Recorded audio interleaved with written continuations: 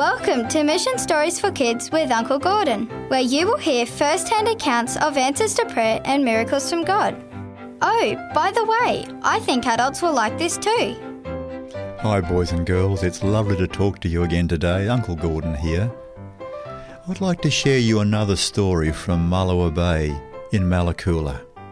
Jonathan Dick, my cousin brother from there, whose dad had grown up with my dad in my grandparents' home, told me the story.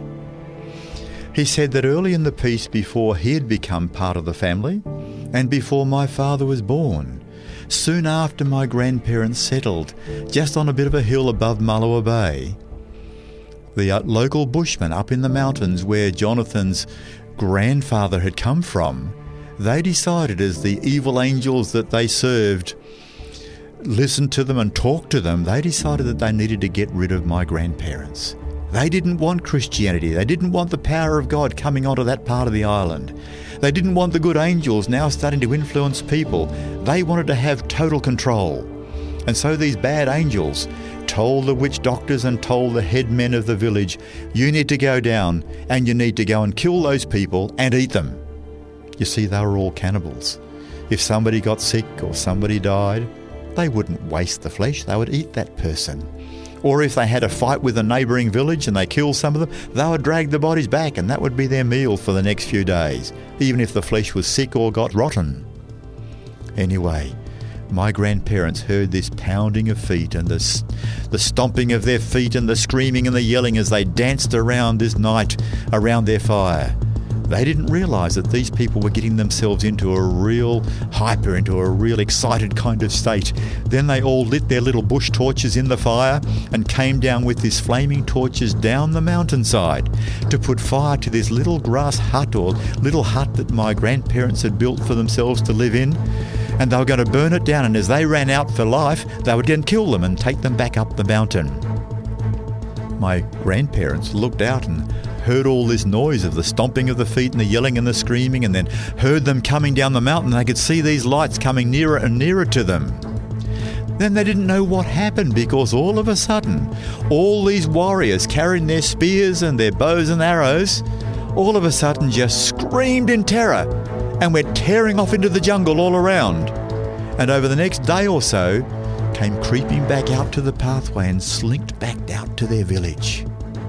A few weeks later, again there was a big fire built and yelling and screaming and dancing and stomping around the fire. And again all those warriors lit their little bush torches and came down with their flaming fires in their hand to see the way to burn down the house and to grab my grandparents and to kill them and then to eat them later when they returned to the village.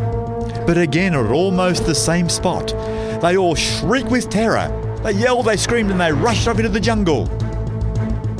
Then over the next couple of days, they crept back to the pathway and then back up to their village. A few weeks later, the third time, the same thing happened.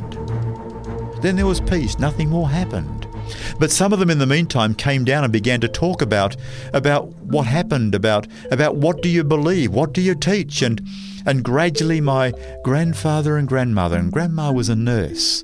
She was able to help them with their sicknesses and their troubles, and Grandpa was able to talk to them about God loving them and told them about where the evil angels they served, where they came from, that they had come out of heaven originally, but that they had turned their backs on God.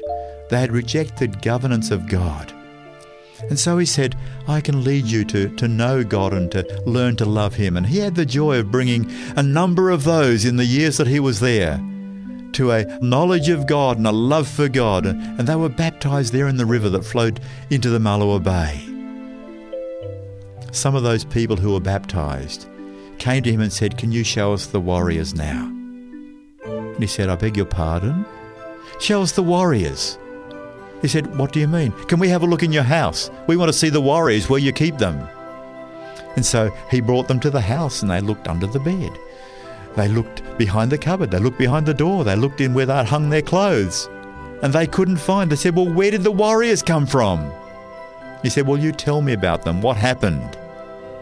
Then they described that as they came running down the mountain as wild men, all of a sudden these gigantic huge beings, bright as light, with great big shining torches, all came out from around the house and all came towards them.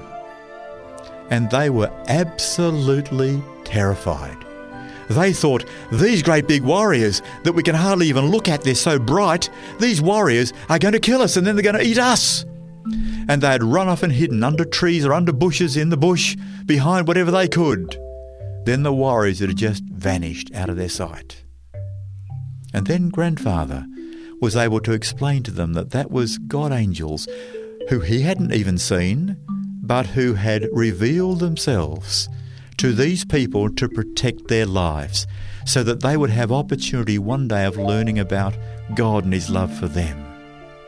And I couldn't help but think, as Jonathan was telling me the story, what a privilege that here is Jonathan, here are these other folk who are all family, who are all the second or third generation now of those wild men who are now clean and healthy and happy and at joy and peace because of God working through and protecting my own grandparents. What a privilege to belong to God, to know God, boys and girls, to know he's there for you, that he wants to be part of your life and to give you joy each day as you live with him and for him. And may God give you that joy as you give yourself, your life, your mind, your heart to him today. Bye-bye.